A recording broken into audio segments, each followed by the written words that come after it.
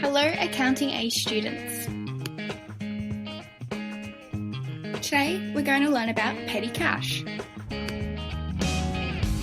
The current cash economy is getting smaller with an increased trend towards using more checks, debit and credit cards and online bank payments like BPay. However, these are more essential for larger payments. The creation of a petty cash fund is essential for any business to make sure they can account for all small purchases and expenses. So then what really is the petty cash fund? Petty cash fund is an account of cash kept on hand to pay for reimbursements or minor unanticipated expenditures. This can literally mean a locked drawer with a set amount of physical cash in it. There are 3 activities involved in creating a petty cash fund: establishing the fund, making payments from the fund, and replenishing the fund. Step 1. Establishment. Writing a check for the amount of the fund, cashing the check and placing the cash under the care of an employee designated as custodian. Step 2. Making payments. Cash is used to pay for qualifying expenditures. As payments are made from petty cash, no journal entries are made. An example of expenses can be office supplies, postage, and petrol expenses.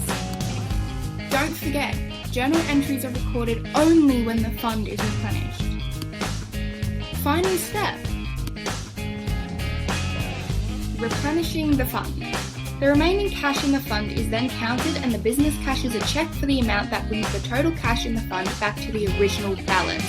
The receipts in the fund are then used as documentation for recording expenses.